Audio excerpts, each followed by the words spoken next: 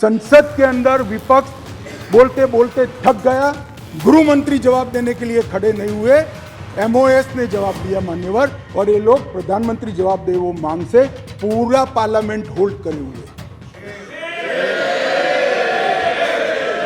मान्यवर 1993 में दूसरी बार संघर्ष हुआ, मतई पंगल संघर्ष हुआ, 100 लोग मारे गए, वो भी 1 साल तक चला और राज्यसभा में गृह मंत्री ने जवाब दिया, बस लोकसभा में नहीं।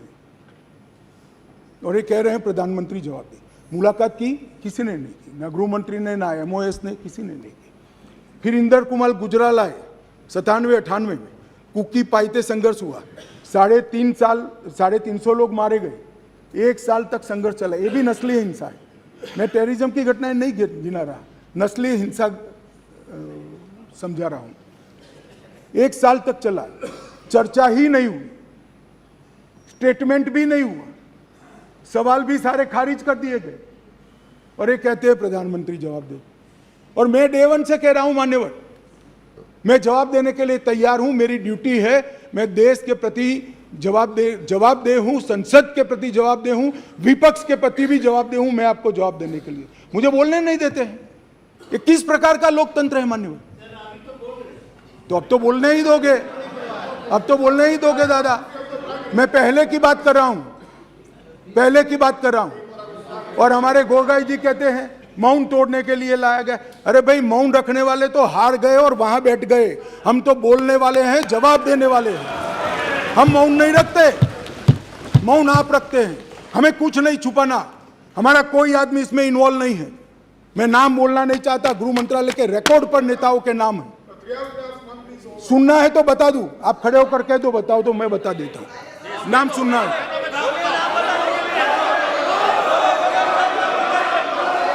मान्यवर बाद में 2004 में मनमोहन सिंह जी थे, इबोबी सिंह जी थे, लगभग 1700 लोगों के एनकाउंटर हुए, 1700 लोग एक तरफा वर्दी से। ऐसा वहां मानते हैं, मैं नहीं मानता, मैं तो व्यवस्था में विश्वास रखने वाला हूं। वहां लोग मानते हैं वर्दी से की हुई नस्ली हिंसा थी। 1700 सुप्रीम कोर्ट ने संज्ञान लिया, ढेर सारी एसआईटियां बनी, मगर किसने जवाब दिया? कोई नहीं, एक चर्चा नहीं, ना एमओएस ना मिनिस्टर। अब मुझे बताइए भाई, चिदम्बरम साहब थे और वहां राज्यसभा में मेरा हिसाब मांगते थे, मुझे बोलने नहीं देते। मैं आपके माध्यम से देश की जनता को कहना चाहता हूं, ये परिस्थिति जन्य नस्लीय हिंसा है, इसको राजनीति का मुद्दा नहीं बनाना चाहिए।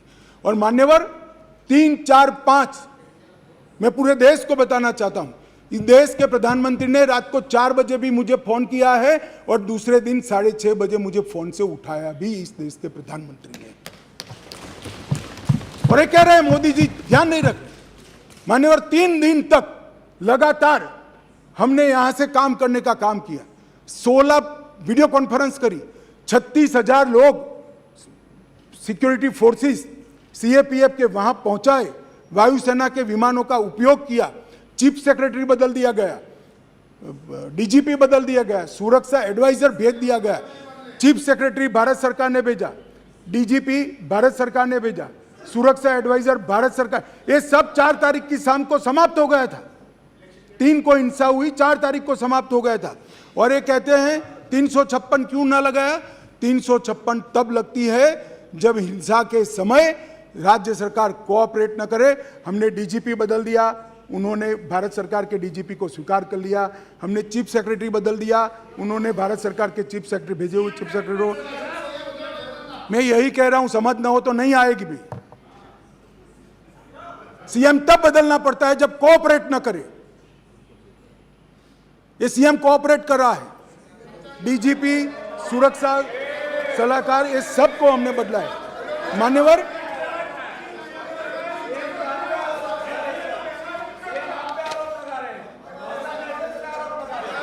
भाई बैठ जाओ यार, कृपया आप इतनी चिंता करो कि मैं आसाम पर न जाऊं। मान्यवर यूपीए के शासन में वहाँ नाकाबंदी की जाती थी, ब्लॉकेड लगाए जाते थे। एक साल में 139 दिन से 30 दिन तक का ब्लॉकेड रहा, 5 साल तक ब्लॉकेड लगे और उस वक्त पेट्रोल के दाम 1200 रुपये तक पहुंचे थे। हमने 28 दिन में पूरा काम पूरा कर रेलवे को वहां पहुंचा है और अबाधित रूप से आज सप्लाई वहां पर चालू है और दामों को बढ़ने लगे अबाधित रूप से। और इतनी कठिन परिस्थिति थी कि कुकी एरिया में मतई ड्राइवर नहीं जा सकते थे, मतई एरिया में कुकी ड्राइवर नहीं जा सकते। हम आसाम से ट्रक भी लाए, ड्राइवर भी लाए, सेना को भी लगाए और जाकर दामों को हमने कंट्रोल करने का काम किया है। मान्यवर,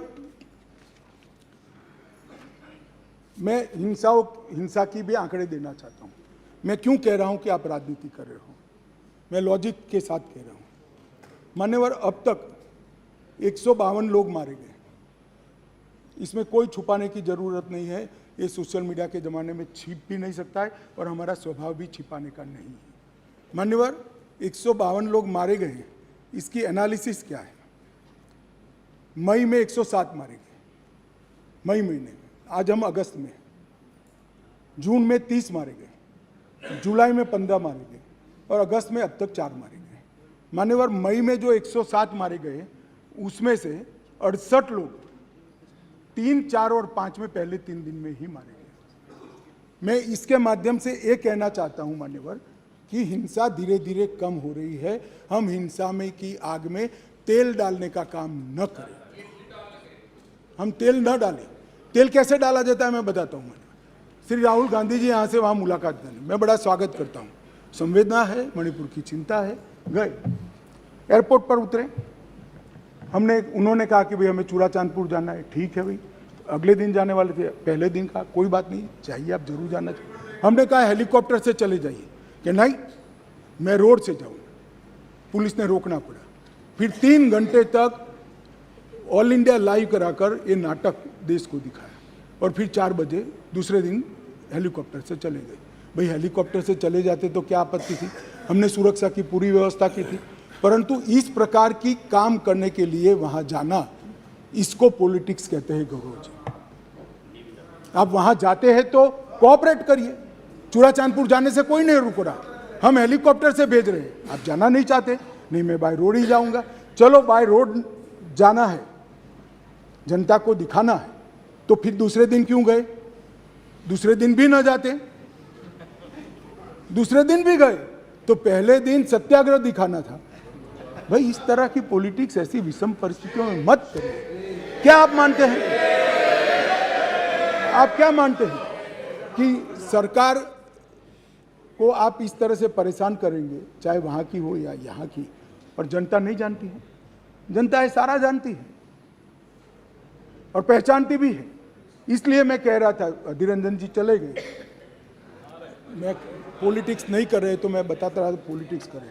मान्यवर, हमने लगभग 14,898 लोगों को अरेस्ट किया है और हर केस की एफआईआर 1106 एफआईआर रजिस्टर कर दी गई है। अब अंत में जो शर्मनाक वीडियो आया, मैं इसके बारे में भी कहना चाहता हूँ। मान्यवर, ये वीडियो 4 मई के दिन की दुर्भाग्यपूर्ण घटना है। दुनिया में किसी भी जगह पर, किसी भी स्थान पर, किसी महिला के साथ, किसी युवा महिला के साथ इस तरह की घटना समाज के नाम पर धब्बा है। मान्यवर, इसका कोई समर्थन नहीं कर सकता, ना ये सदन कर सकता है, ना कोई पॉलिटिकल पार्टी ना कर सकती है, यहाँ की ना वहाँ की।